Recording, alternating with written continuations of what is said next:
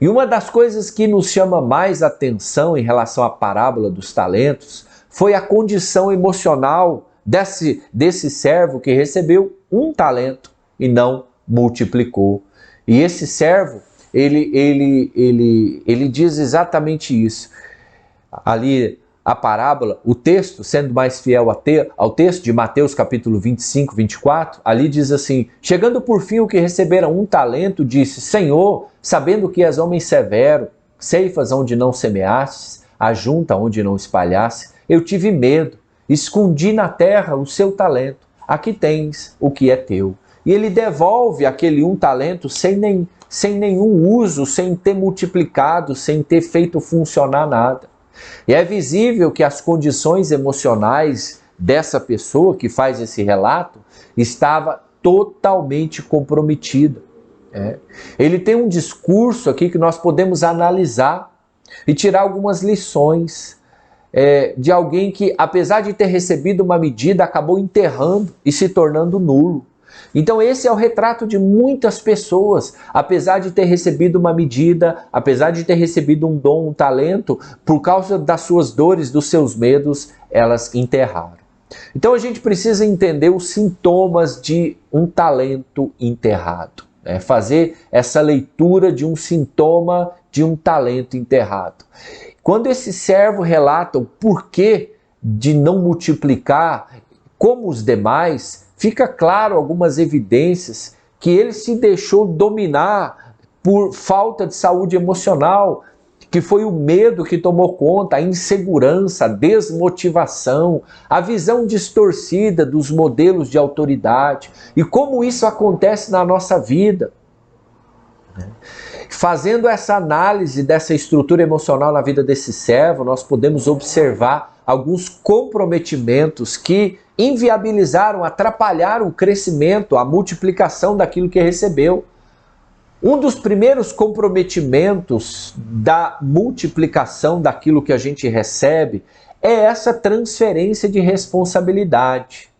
É sempre achar um culpado por aquilo que você está vivendo de dificuldade. As pessoas sempre têm a tendência de transferir responsabilidade para o outro ou para a circunstância. Geralmente o primeiro discurso não é o de enfrentamento ou de reconhecimento do problema, mas sim da negação e de achar um culpado para aquilo que está vivendo. É sempre mais fácil culpar o outro. É sempre mais fácil culpar a circunstância. Nesse momento, esse servo, ele transfere a responsabilidade do porquê ele não multiplicou e ele fala: olha, o problema foi o Senhor, o problema é porque o Senhor é um Senhor severo e foi por isso que, e aí eu tive medo, foi por isso que eu não multipliquei. Então essa transferência de responsabilidade leva as pessoas a um vitimismo, e por mais que elas tenham recebido dons, talentos, capacitações, elas preferem se vitimizar, se esquivar da habilidade de poder fazer isso tudo multiplicar e acaba enterrando esses dons e talentos. Um outro sintoma aqui de um talento enterrado é a estagnação.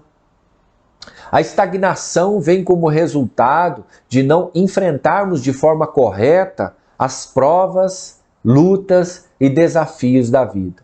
Apesar de todo investimento, de todo o talento, o desânimo e a desistência muitas vezes fala mais alto. Existem muitas pessoas que têm muito talento, que têm um investimento incrível na vida delas de dons, mas essas pessoas estão estagnadas no desânimo, na desistência. E a pessoa ela tem tudo para avançar, para fluir, mas as coisas parecem difíceis demais. A pessoa está aprisionada naquelas experiências negativas do passado. E uma outra coisa que é um sintoma de um talento enterrado, que nos leva a enterrar os nossos talentos, é o medo. Esse tipo de medo que nos debilita emocionalmente, nos leva ao cansaço, ao estresse. O medo tem levado muitas pessoas a um aprisionamento. O medo tem sido um grande impeditivo do crescimento, da multiplicação, da medida que as pessoas têm recebido. Entenda uma coisa, você recebeu uma medida, nós recebemos uma medida, em proporções diferentes, mas cada um recebeu. Medo de se decepcionar, medo de se entregar, medo de confiar, medo de fracassar, medo do que os outros vão pensar, e esse medo tem enterrado o seu talento. Esse medo, ele tem limitado a sua vida. Uma outra coisa que nós podemos analisar a partir daquele discurso desse servo que recebeu um talento e enterrou, ele tinha uma visão distorcida dos modelos de autoridade. As falhas, os abusos causados por modelo de autoridade, isso pode comprometer a visão que nós temos sobre o princípio e o conceito da autoridade. E é importante a gente considerar que, dependendo da forma que a pessoa assimilou e se relacionou com esse conceito de autoridade, isso vai mostrar muito da condição e da estrutura emocional da pessoa. Tem muitas pessoas que estão estagnadas na vida porque elas estão extremamente revoltadas, estão extremamente magoadas, machucadas com modelos de autoridade. Agora, nós precisamos nos motivar com relação ao sentido da nossa vida.